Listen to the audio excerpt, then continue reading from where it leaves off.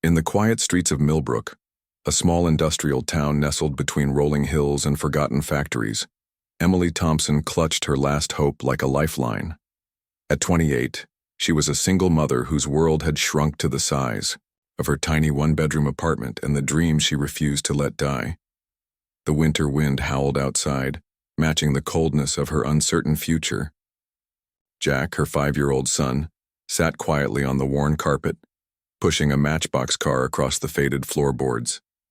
His blue eyes, so much like his father's, rarely showed the weight of their struggles.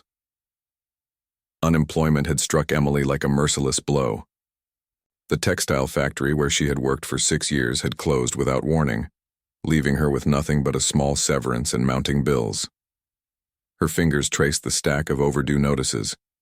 Electricity, rent, phone bill, each paper, a reminder of how close they were to losing everything.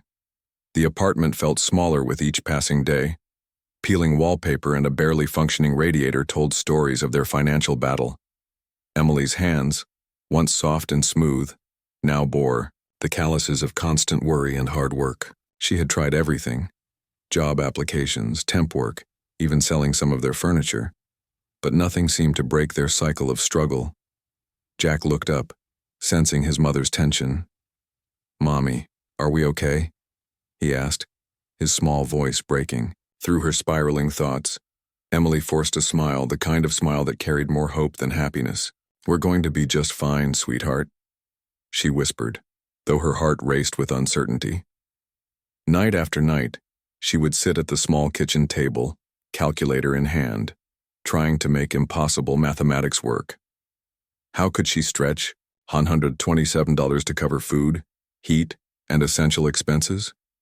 Each number felt like a weight, each calculation a battle against financial collapse. The local community center had become her lifeline. Free internet, job postings, and occasional support made a difference. Emily would spend hours there searching for opportunities, networking, refusing to let defeat define her story. Her mother, Martha, lived 2 towns away and offered what support she could. A retired school secretary, Martha would occasionally send a small package, some canned goods, a few dollars tucked into a card, a warm sweater for Jack. These small acts of love were more than just gifts. They were promises that they were not alone. Emily's nights were a dance between hope and exhaustion. After putting Jack to bed, she would review job applications, update her resume, and send out countless emails. Each rejection felt like a punch, but she never showed her son anything but strength. "We're survivors," she would tell Jack, brushing his hair back during bedtime stories. Thompson women don't give up. The town of Millbrook seemed to mirror their struggle. Once a thriving manufacturing hub, it now bore the scars of economic decline. Closed shops, empty factories, and for sale signs told a story of communities fighting to remain relevant. But Emily saw beauty in the struggle.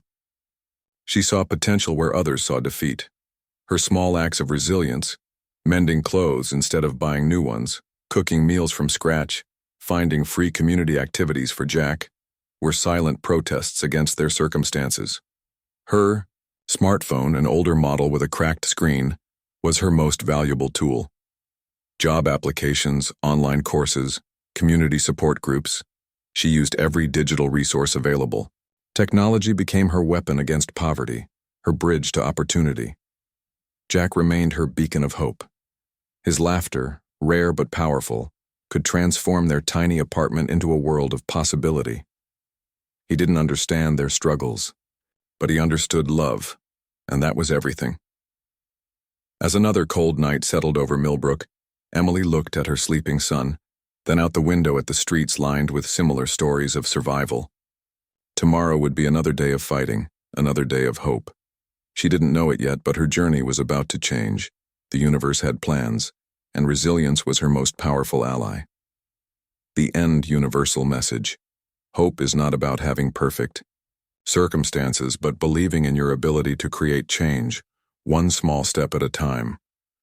The community center stood like a beacon of hope in the heart of Millbrook, its brick walls holding countless stories of struggle and survival. On a crisp Wednesday morning, Emily walked in, her worn-out boots echoing against the linoleum floor. Jack clutched her hand, his eyes wide with curiosity about this place that had become their lifeline. Robert Peterson, a retired local businessman, in his early 70s, sat at the volunteer desk. His weathered hands sorted through community job boards, his silver-rimmed glasses perched carefully on his nose. Something about Emily caught his attention, not just her obvious struggle, but the determined set of her shoulders. "Good morning," Robert called out, his voice warm and slightly gravelly. "Can I help you?" Emily hesitated. She had been to countless job centers, faced numerous rejections, but something in Robert's kind eyes made her pause. She explained her situation: a single mother, recently unemployed, desperate for any opportunity. Robert listened intently. He wasn't just hearing her words, he was seeing her potential. Years of business experience had taught him to recognize true grit. As Emily spoke, he remembered his own early days, struggling to build his small manufacturing business, supporting a family through economic uncertainties. "I might have something," he said carefully. "My friend Thomas runs a small logistics company. They need someone organized, someone who can manage paperwork and handle customer communications." Emily's heart raced. Another potential lead, another hope to cling to. But this felt different. Robert wasn't just offering sympathy, he was offering a genuine connection. The next day, Robert made a call. Thomas Walker, a local business owner, was skeptical. "I need someone experienced," he grumbled. But Robert's recommendation carried weight in the small community. An interview was arranged.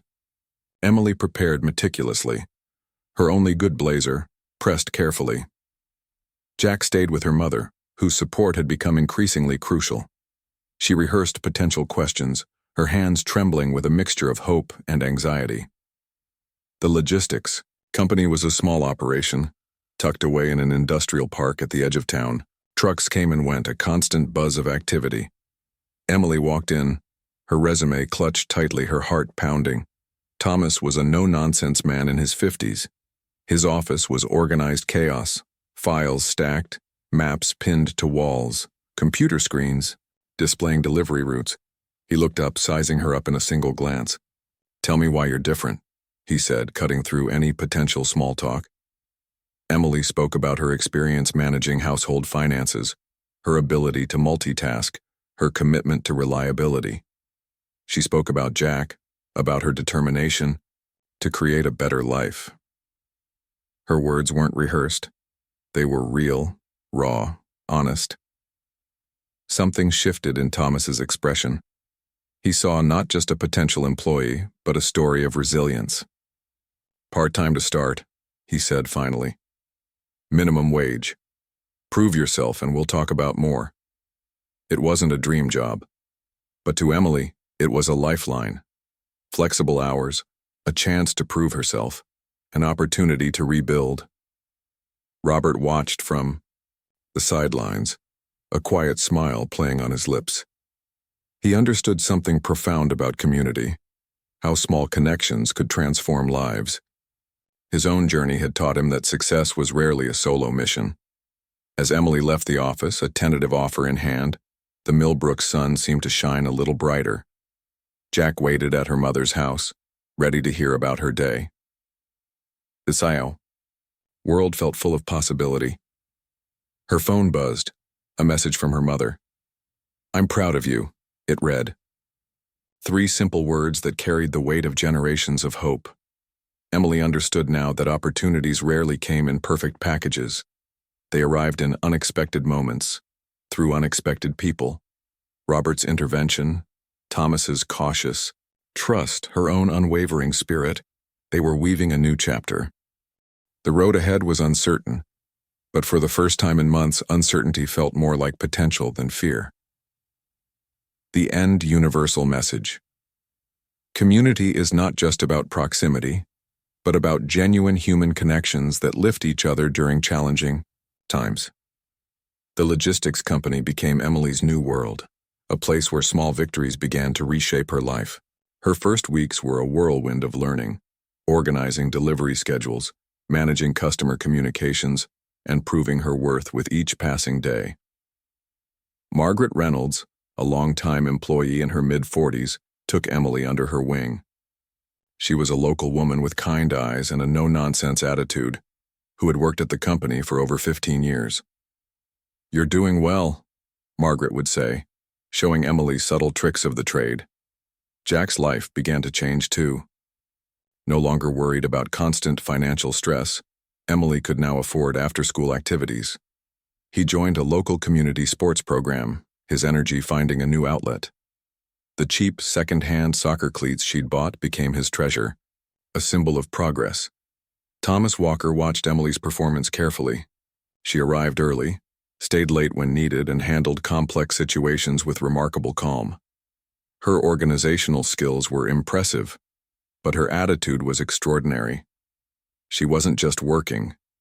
She was rebuilding her entire life. One particularly challenging morning, a major delivery went wrong. Trucks were delayed, customers were angry, and the office buzzed with tension. While others panicked, Emily remained calm. She called drivers, redirected shipments, and managed customer communications with surprising efficiency. Thomas called her into his office that afternoon. Emily's heart raced, expecting criticism. Instead, he offered her additional hours and a small raise. "You're not just an employee," he said. "You're becoming essential to this company." The extra money meant more than just financial stability. It meant hope. Emily could now pay overdue bills, buy slightly better groceries, and start a small savings account. Jack got new school supplies, and they could afford small treats they'd previously considered luxuries. Margaret became more than a colleague. She offered childcare support when Emily needed extra hours, understanding the challenges of a working single mother. "We women have to support each other," she would say, watching Jack after school some days. The community center where Emily had first met Robert became a symbol of her transformation. She began volunteering on weekends, helping others struggling. Parents find job opportunities. Her own journey became a beacon of hope for others. Jack's school noticed changes too. His confidence grew. No longer constantly worried about financial stress, he became more engaged, more playful.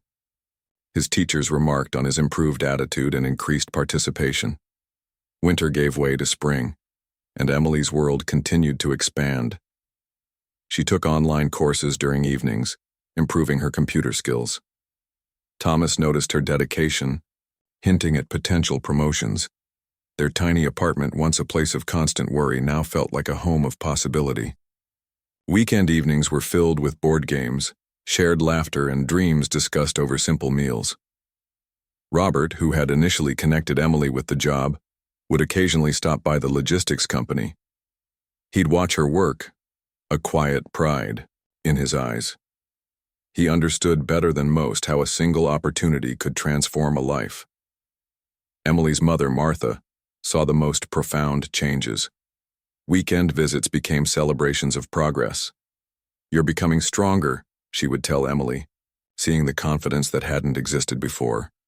The logistics company became more than a workplace. It became a community, a support system. Emily learned that success wasn't just about individual effort, but about connections, support, and believing in oneself. Jack's soccer coach noticed something special in the young boy. Not just athletic potential, but a resilience that seemed beyond his years. "He's got determination," the coach would tell Emily watching Jack practice. Every small victory felt significant.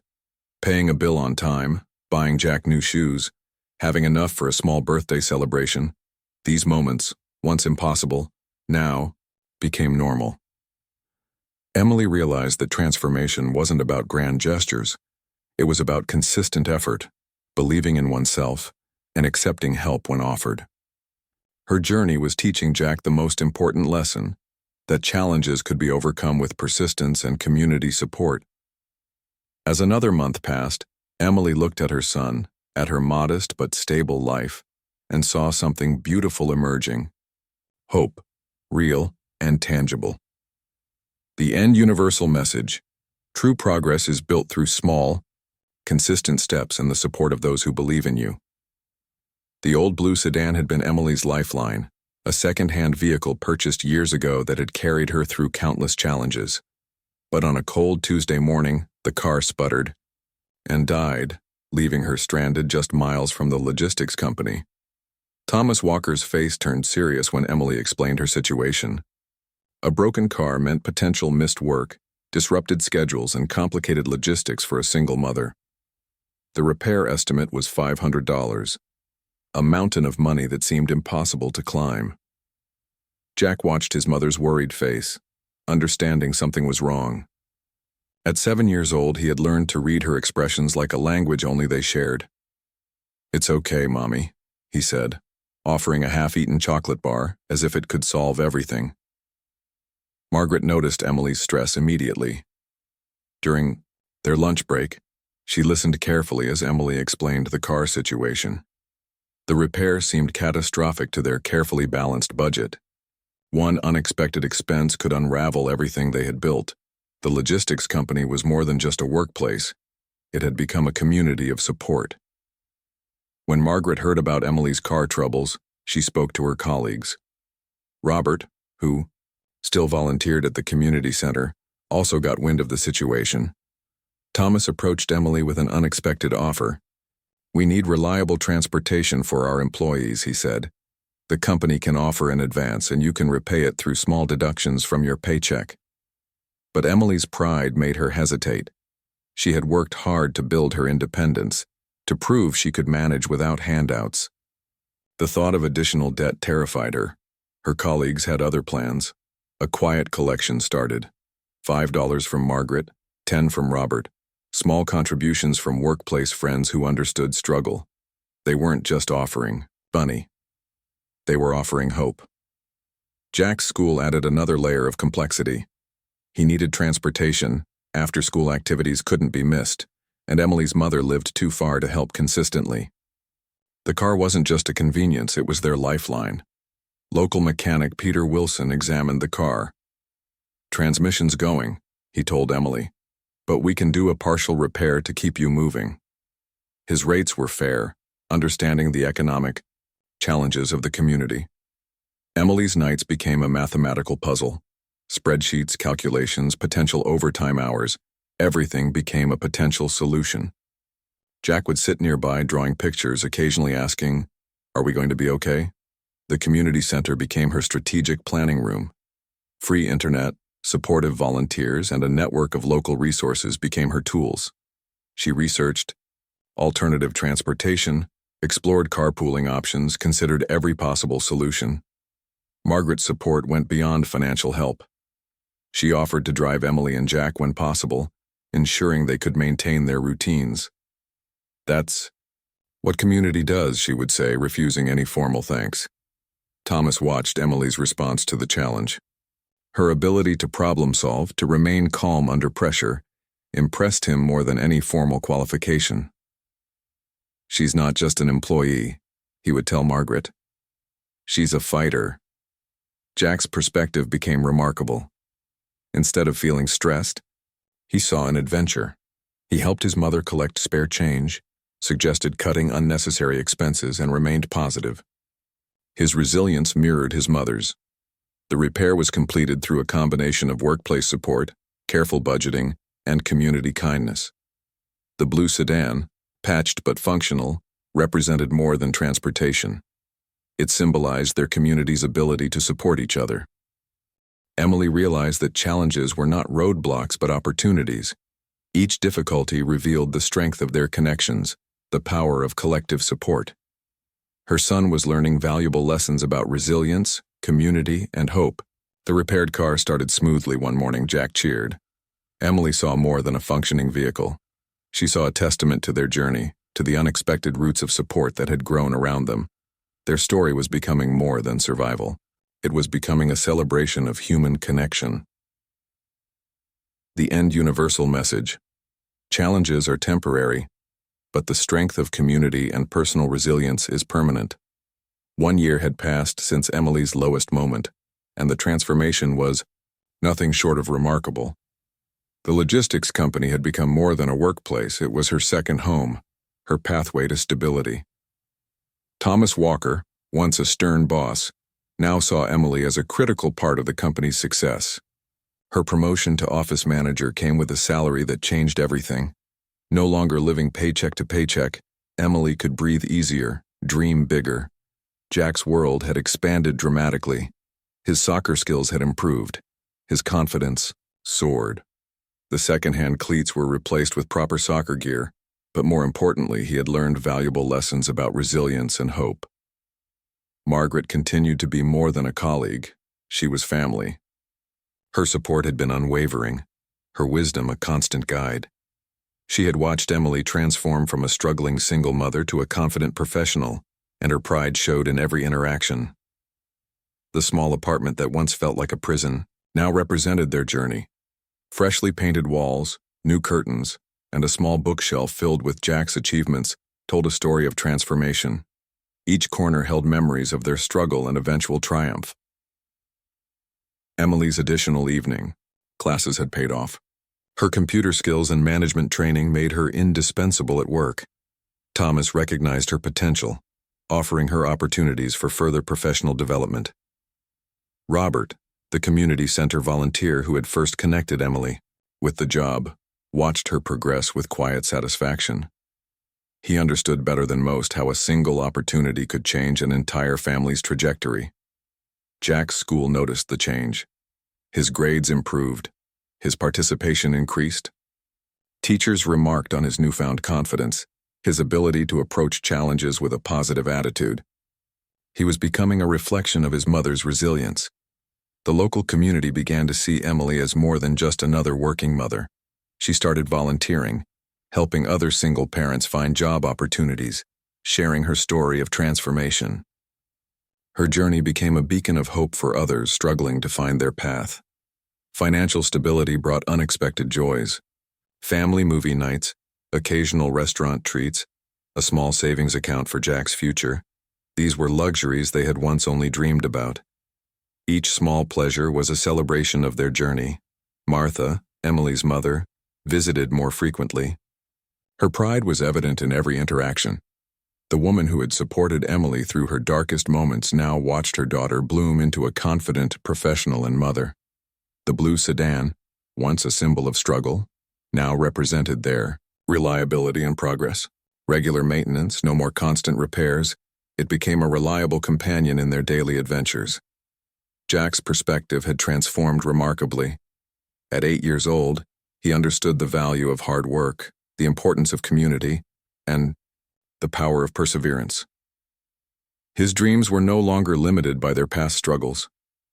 Emily's workplace had become more than just a job. It was a community that supported growth, recognized potential, and believed in second chances. Thomas had become more than a boss. He was a mentor who saw potential where others saw limitations. The community center where Emily's journey began continued to be a symbol of hope. She now spoke at events, sharing her story, inspiring other single parents to believe in themselves. Weekend evenings were now filled with laughter, board games, and conversations about dreams. Jack would share his soccer achievements, Emily would discuss her work projects, and their home buzzed with positive energy. Her savings account grew steadily. A future that once seemed impossible was now taking shape. College funds, emergency savings, small investments. Emily was building a foundation for generational change. The logistics company recognized Emily's value. Performance bonuses, additional training opportunities, and a clear career path emerged. She was no longer just surviving, she was thriving. Jack's dreams began to take shape.